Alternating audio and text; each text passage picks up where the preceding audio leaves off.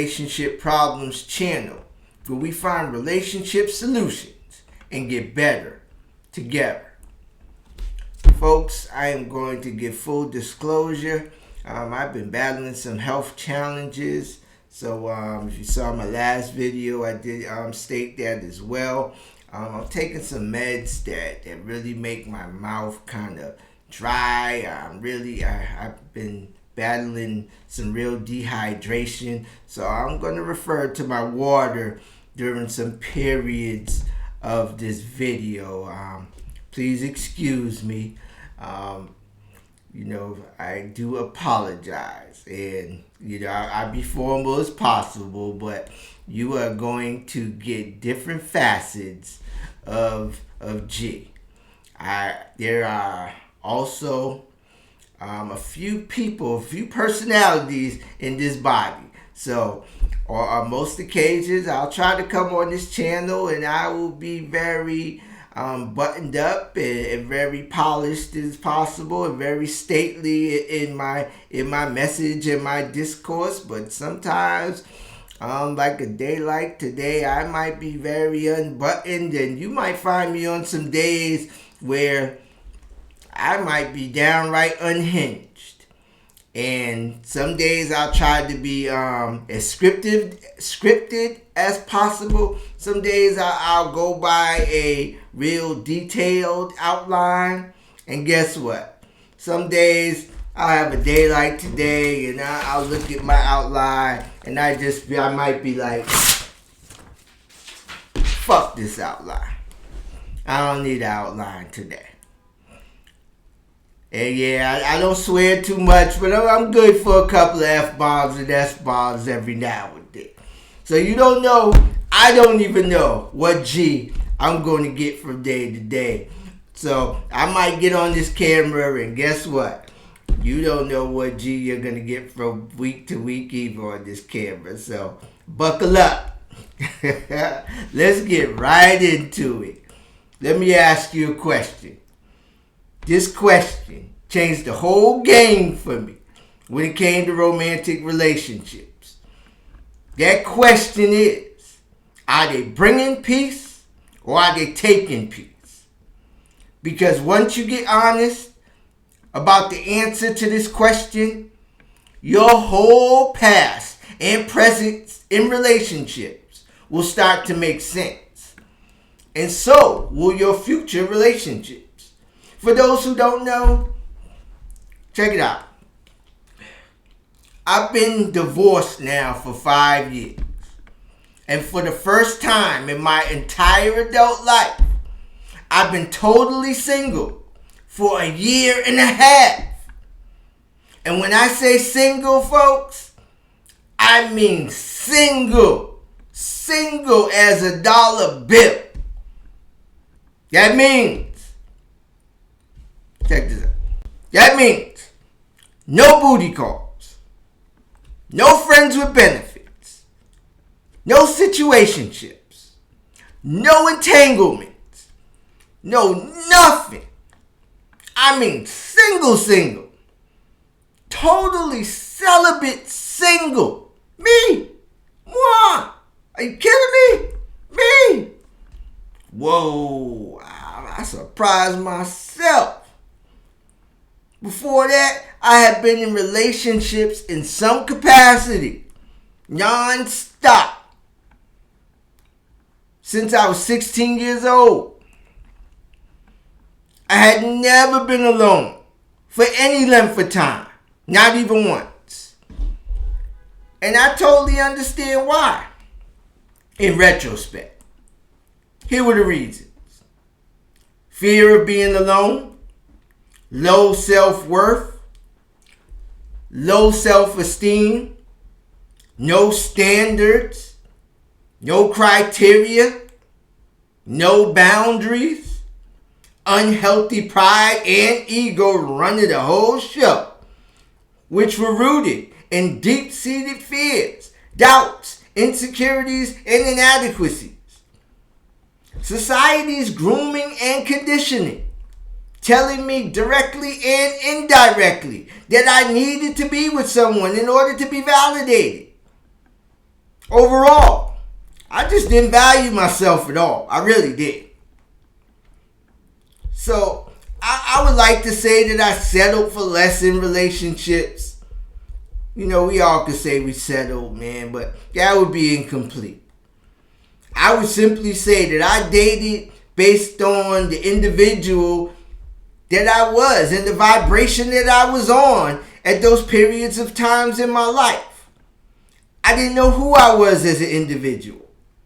So, how could I possibly know what I really wanted out of a mate? The last entanglement I was in brought me to an awakening. At that time, we were having real serious conversations about marriage. We were talking one day, and she brought to my attention an interesting philosophy. Her philosophy was that counseling shouldn't only be for married couples in crisis. I was like, word? Serious? Oh, okay. Go on.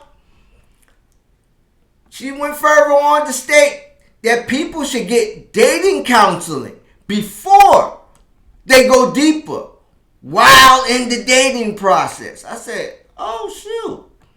Okay. I'm hearing you. I'm smelling what you cooking over here. I took some inventory regarding her school of thought, and it made perfect sense to me. A couple, or even a prospective couple, should be able to attend counseling before getting serious or taking the relationship to the next level. I can dig it. I really understand this school of thought. Because by the time my ex-wife and I had gotten to marriage counseling, the marriage had long been over. In fact, the marriage was over in premarital counseling. For we never should have been married in the first place.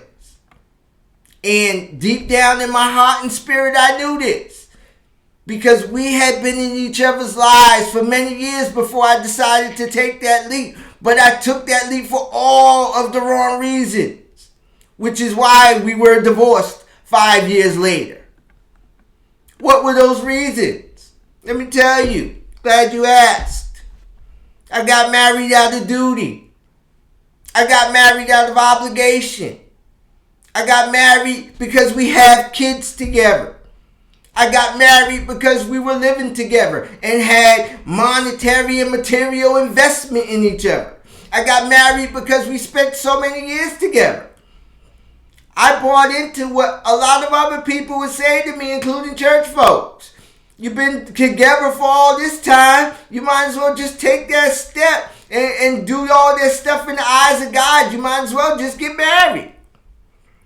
And these were all noble, valiant, and gallant reasons to stay together. But in retrospect, they were not healthy reasons to be married. They did not make a recipe at all for a successful marriage. And in the long run, we were not doing our children any favors either. Because they had a front row seat to all of our toxicity, dysfunction, and drama in the relationship. Even if we did not play out all of the drama in front of the kids, kids are very intuitive. They can feel the constant tension and the emotional distance between two parents, which was in the long run not very healthy for anyone in the family. I did come back to the woman. I went back to her. I gave her a little bit of pushback. I asked her, well, what about premarital counseling? Wouldn't that help? She pushed back on me. She said that premarital counseling is not a cure-all either. Because by the time you walk into a counseling room, you've already decided that you're getting married. You're not then evaluating compatibility. You're creating already a wedding timeline. You are both just working out the particulars regarding the wedding planning. not really planning for an actual marriage. We were almost a year into the relationship, and we had hit some serious relational turbulence. So she approached me one day, and she asked me to meet her therapist for a dating counseling session. I said, whoa, oh, shiggity. Oh, shoot. I had a bit of apprehension, a bit of trepidation. But I was feeling this woman. I really liked this woman. After more than a few unsuccessful attempts and dating encounters since my divorce, I was very optimistic about the future with this one. I thought she was the one. I believed in us. So I agreed to meet with the counselor. The counseling session was light at first. The counselor asked rather general and basic questions regarding our relationship. But she then asked me a question that seemed a bit more invasive. That question was, G, do you see any patterns of codependency in your relationship? I thought about it for a hot second, and my response to her was, no, I don't see any codependent patterns in our relationship, as we have just recently started dating, and we are still just getting to know each other. How could there be any codependent patterns that have taken place, have evolved? She said, okay, I feel you, I hear you. That was her final question, and we ended the session. But that question, that one question, stuck in my head like you ever heard of an earworm? An earworm. You heard of that song that gets in your head and you can't get it out of your head? It's in your head all day. It's called an earworm. In the media communication world, it's called an earworm. I had that earworm, that question stuck in my head all day long. That question followed me home, and it made me take the blindfold off that I had been wearing for almost a year.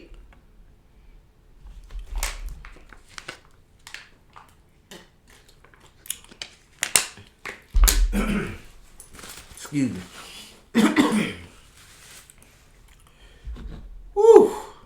Ooh-wee.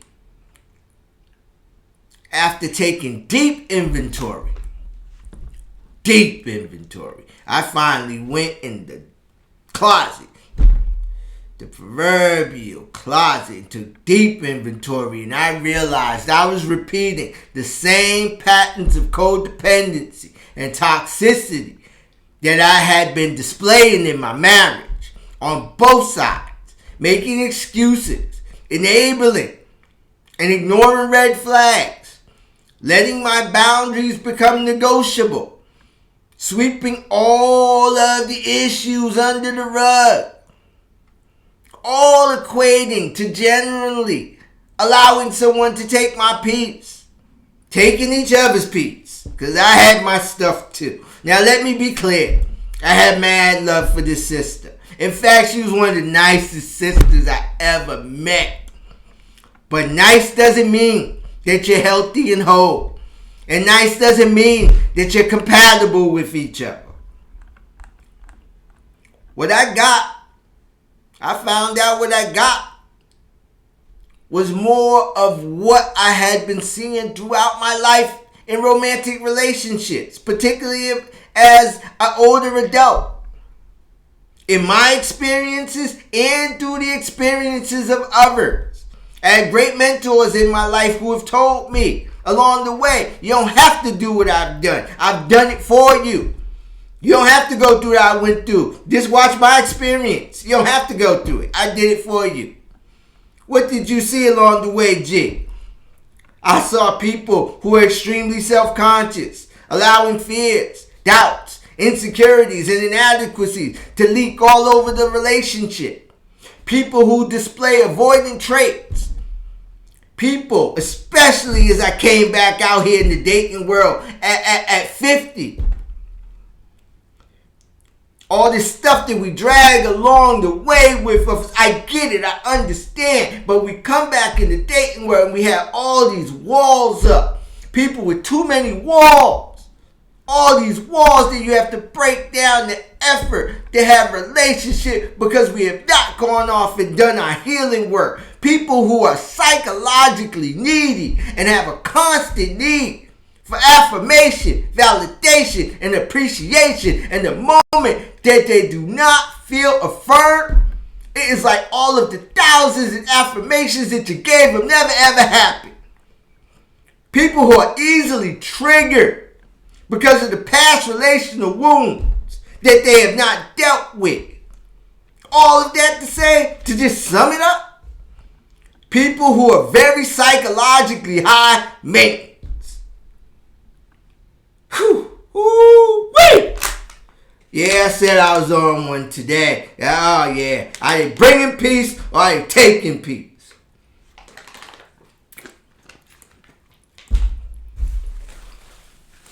People, let me go further, let's go deeper. People that navigate third-party attachments in a way that is very unhealthy for the relationship. I'm going to introduce a video just on this dynamic of third-party attachments.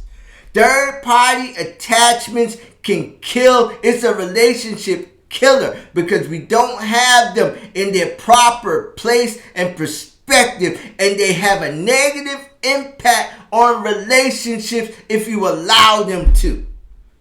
And we are glossing over these third-party attachments with a minimal of concern because we're letting them be relationship killers. We have all of these things in this world, in this very busy world that we live in, that competes for our attention. But we have to live a life of the best balance that we can to be available for our partner and make sure that they're in the pole position.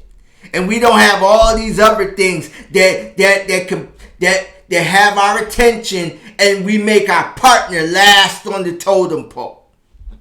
They always have to be in the pole position at all, whenever necessary. Let me go on. People who are incapable or unwilling to be vulnerable. Again, goes back to the walls. All the walls are the mental, emotional, and spiritual and psychological walls. People who refuse to engage in any type of self-reflection. People who refuse to take accountability. And if you won't engage in any self-reflection, how can you take any accountability when you won't even take a look at yourself? People will totally shut down or leave you on red or ghost you whenever there's conflict. People who play mind games or engage in all-out psychological warfare. Ooh, wait. Man, what I've been dealing with, what I had to do the bob, stick, and weave maneuver, bob and weave, stick and move from people in 2025. My goodness. Woo, wait. When you try to bring an issue, grievance, or concern to the table, calmly, very calmly, people will treat it like it's a personal attack against their character and their self-worth. And in one way or another, they'll either attack you or they'll totally shut down. And then, here comes those emotionally immature traits that we know all too well in these toxic relationship dynamics. The deflecting, the detracting, the denying, the gaslighting, the all-out changing the narrative, the pulling away, the silent treatments, the mind games, the ghosting. And Oh man, and there's much more. I don't want this video to be too long. I'm telling you, I have seen this movie before. That's the assessment I came to. I've seen this movie before. Oh wee. I was in another unhealthy dynamic. Only the name, face, and body had changed. And the truth was this. She wasn't a bad person. In fact, she was a great person. I had mad love for this girl. But I discerned that she had just been hurt a great deal, particularly by men. But also maybe in a family dynamic. I don't know. I couldn't get through enough walls.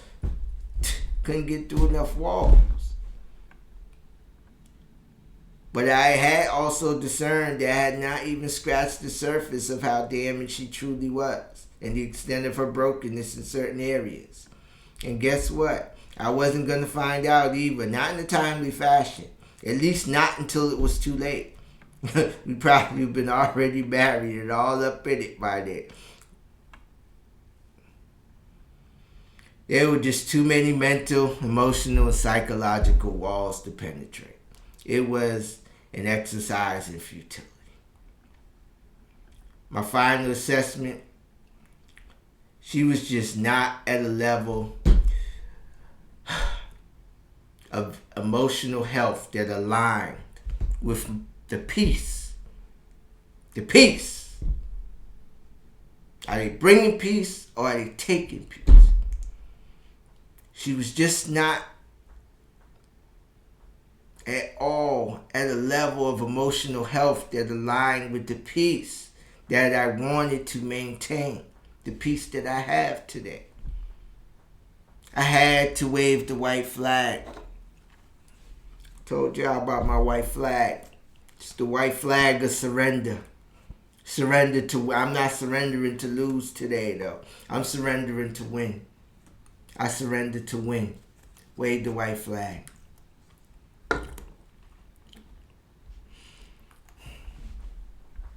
I cannot and will not, at this point in my life, just can't do it. I finally found some peace at this season in my life. I can't tell you, I can't give you my whole life story in this video. I've endured so much hardship. I refuse to give up the peace I have today for anyone. I was so heartbroken that we had to part ways. In fact, I was demoralized. I was so broken. I couldn't wrap my mind around it. She met all of my dating prerequisites. She met all of my requisites. She met all of my standards. She met all of my criteria. And we couldn't win together? What? I was defeated. I'm a little animated today, man. Some things happened today that kicked up a lot of residue. And yeah, I'm a little animated today, if you don't know this. It brought up the residue of this defeat. This defeat sent me right into hermit mode. And I've been in hermit mode ever since.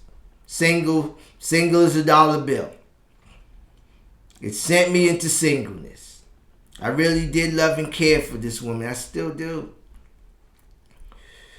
But these days I love me more.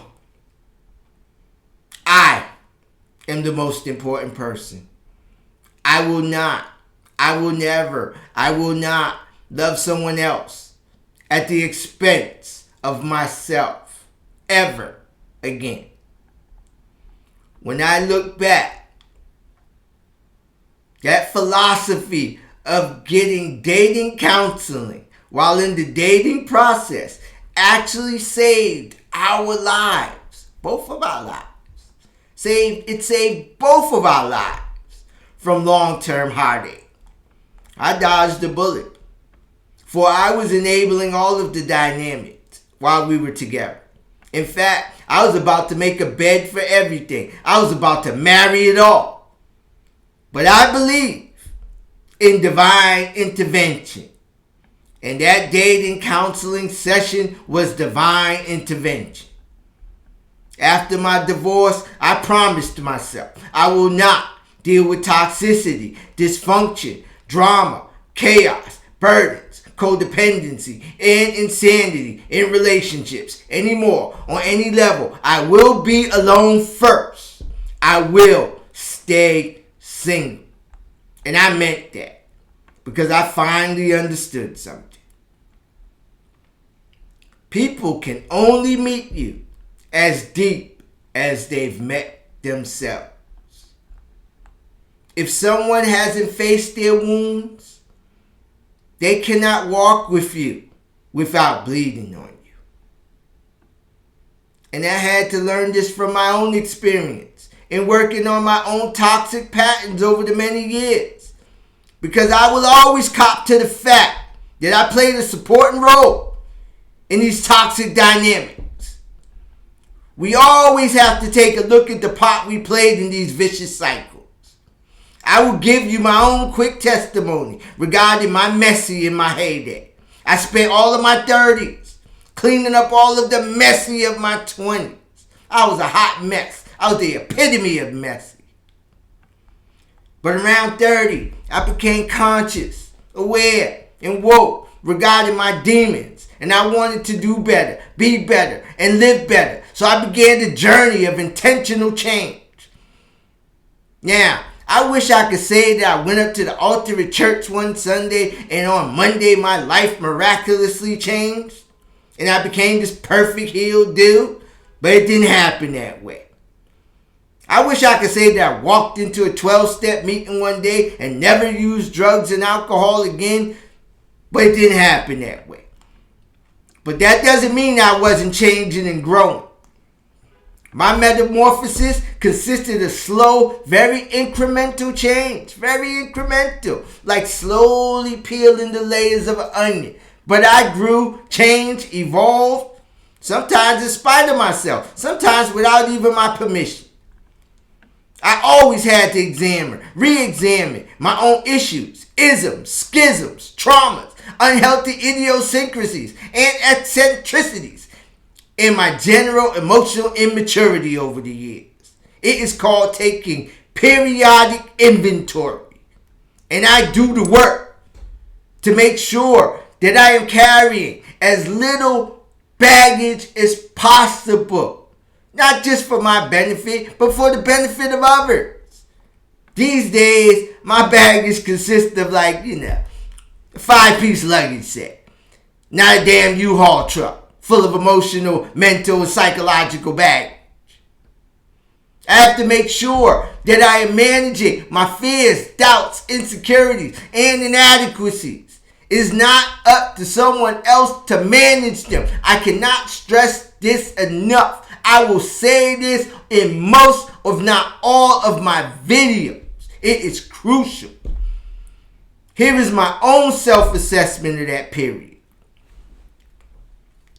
At that time, I was going through my own trials and tribulations. It wasn't all on her that led us to being in front of that counselor. I was in the throes of my own midlife crisis, which was in direct collision with my divorce, which was in direct collision with a job that I hated and was literally killing me. Spiritually, and mentally, emotionally. And because of all this, it was also affecting my physical health decline, which was in direct collision with a child that was dealing with grave health issues, which again was in direct collision with some people that took a rather very obsessive, very creepy, stalker interest in me and tried to terrorize me. That is a very long story that I'm not even going to talk about. I'm not even giving them people my energy. What? Which was in a direct collision course with relapse from drugs and alcohol. All that stuff. Ooh-wee! All of that while dealing with the consequences of a global pandemic. Oh my gosh, just saying all that overwhelms me. How I got over. Ooh-wee! Here to death. If you don't heal from those that cut you, you will bleed all over those that did. You also have to heal from those self-inflicted wounds. I know now, more than ever, that I was my own worst enemy my entire life. It is me against me every day that I wake up. It was me against me, and it is me against me today. Every day that I get up. Never mind what anybody else can do to me. It is me against me. We have to make sure that we are being our own best friends. If we value ourselves, we have to demonstrate to ourselves that we value ourselves and make decisions around valuing ourselves, mind, body, and spirit. People who avoid their wounds end up carrying them. I know from experience. I always raise my hand. Me too. People who avoid their wounds end up carrying them into every relationship and leaking them all over the other person. If someone hasn't started their spiritual individuation journey, they cannot possibly navigate yours. I talked about this in my last video entitled Stop Shrinking Yourself. And you can't love them through this journey. You could call it the midlife crisis. You could call it the individuation journey. You call it the spiritual awakening. Whatever you want to call it. Whatever you want to coin it. But yeah, if you don't go through this process of finding yourself, you have to do this inside work. It is an inside job. So now, let's bring this thing full circle. Make sure to ask yourself this one question to everyone who enters your life. Are they bringing peace or are they taking peace? Because people who are taking peace, they bring toxicity, dysfunction, drama, chaos, burdens, and insanity, which are rooted in ego, self-will, selfishness, defiance, immaturity, dishonesty, fear, control, and selfishness. Versus the people, let me bring it down a little bit, who are bringing peace. These folks are bringing serenity, tranquility, respect, trust, faith, consistency, empathy, emotional safety, compassion, sympathy, patience, humility, accountability, commitment, equality, solidarity, self-control, reciprocity, and respect. All of these principles, spiritual principles, are byproducts of love, the demonstration of love. Notice I said the demonstration of love. Don't just say you love me. How are we demonstrating love to each other? Consistently. Every damn day. There is a difference between caring for someone and carrying someone. A difference between helping someone and enabling someone. A difference between loving someone and losing yourself in loving someone. At this season of life, we can't just be dating potential. To this day, I believe in her. I still believe in my heart and soul that she possessed the tangibles and intangibles to make a seismic shift when she is ready. I guess in retrospect, that's why I stuck around with my blindfold on for that long and ignored all of the blaring red flags. But folks, I am in the third quarter of my life. I got more years behind me than ahead of me. At this season of our lives, we can't be doing fixer-uppers. Especially if you're in the third quarter like me. We can't be doing builder dudes. We can't be doing builder sisters. You know what we got to be doing? We got to be doing two whole adults coming to the relationship, fully assembled, batteries included. This doesn't mean perfect. That doesn't mean healed. For no one is ever perfectly and completely healed from every calamity that they endured over the course of their lives. It does mean that we are being grown-ups in every area of our lives. It means that we are adulting in every area of our lives. I had to forgive myself in my healing journey because I was just never taught these methods of behavior management. I didn't learn any of this stuff until I got to therapy and marriage counseling. I had to forgive myself. But it is never too late to be intentional every day about practicing new healthy behaviors. If both parties are on top of their game in every area of their lives, even in the areas of life that may seem rather minute, this is the antidote to codependency. You know why? Check it out. Because neither party is operating in unhealthy neediness and draining the other person or putting unrealistic expectations and burdens on the other party. Then you are both able to just come to the connection, enjoy each other's company, free company, free and liberate. Enjoy each other's relaxing energy, operating in peace, serenity, tranquility, and harmony. In 2025, my therapist gave me 4 mandates to live by. Number 1, when people show you who they are, believe them.